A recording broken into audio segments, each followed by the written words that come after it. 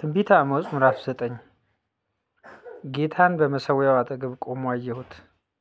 እርሱም እንዲህ አለ፣ መድረኮቹ ይናወጡ ዘንድ ጉልላቶቹን ምታ፣ በራሳቸውም ሁሉ ላይ ሰባብራቸው።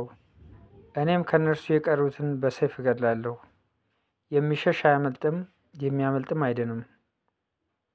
ወደ ሲኦል ቢወርዱ እጄ ከዚያ ታወጣቸዋለች፣ ወደ ሰማይም ቢወጡ ከዚያ አወርዳቸዋለሁ።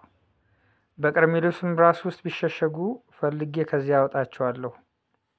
በጥልቅ ባህርም ውስጥ ከዓይኔ ቢደበቁ ከዚያ እባቡን አዛለሁ፣ እርሱም ይነድፋቸዋል። በጠላቶቻቸውም ፊት ተማርከው ቢሄዱ ከዚያ ሰይፍን አዛለሁ፣ እርሱም ይገድላቸዋል። ዓይኔንም ከእነርሱ ላይ ለክፋት እንጂ ለመልካም አላደርግም። የሰራዊት ጌታ እግዚአብሔር ምድርን ይዳስሳል፣ እርሷም ትቀልጣለች፣ የሚኖሩባትም ሁሉ ያለቅሳሉ። ሙላዋም እንደ ግብፅ ወንዝ ትነሳለች፣ ደግሞም እንደ ግብፅ ወንዝ ትወርዳለች። አዳራሹን በሰማይ የሰራ ጠፈሩንም በምድር ላይ የመሰረተ የባህርን ውሃ ጠርቶ በምድር ፊት ላይ የሚያፈሰው እርሱ ነው፣ ስሙም እግዚአብሔር ነው። የእስራኤል ልጆች ሆይ እናንተ ለእኔ እንደ ኢትዮጵያ ልጆች አይደላችሁምን? ይላል እግዚአብሔር። እስራኤልን ከግብፅ ምድር፣ ፍልስጤማውያንም ከከፍቶር፣ ሶርያውያንም ከቂር አላወጣሁምን? እነሆ የጌታ የእግዚአብሔር ዓይኖች በኃጢአተኛ መንግስት ላይ ናቸው። ከምድርም ፊት አጠፋታለሁ፣ ነገር ግን የያዕቆብን ቤት ፈጽሜ አላጠፋም፣ ይላል እግዚአብሔር። እነሆ አዛለሁ፣ እህልም በወንፊት እንዲነፋ የእስራኤልን ቤት በአሕዛብ ሁሉ መካከል እነፋለሁ። ነገር ግን አንዲት ቅንጣት በምድር ላይ አትወድቅም።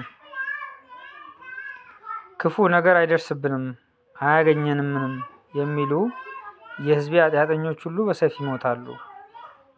በዚያ ቀን የወደቀችውን የዳዊትን ድንኳን አነሳለሁ፣ የተናደውንም ቅጥሯን እጠግናለሁ፣ የፈረሰውንም አድሳለሁ፣ እንደ ቀደመውም ዘመን እሰራታለሁ። ይኸውም የኤዶምያስን ቅሬታ ስሜም የተጠራባቸውን አሕዛብን ሁሉ ይወርሱ ዘንድ ነው ይላል ይህን የሚያደርግ እግዚአብሔር። እነሆ አራሹ አጫጁን ወይን ጠማቂውም ዘሪውን የሚያገኝበት ወራት ይመጣል ይላል እግዚአብሔር። ተራሮችም በተሃውን የወይን ጠጅ ያንጠባጥባሉ፣ ኮረብቶችም ሁሉ ይቀልጣሉ።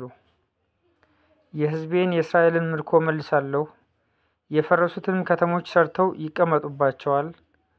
ወይንንም ይተክላሉ፣ የወይን ጠጁንም ይጠጣሉ፣ አታክልትንም ያባጃሉ፣ ፍሬውንም ይበላሉ።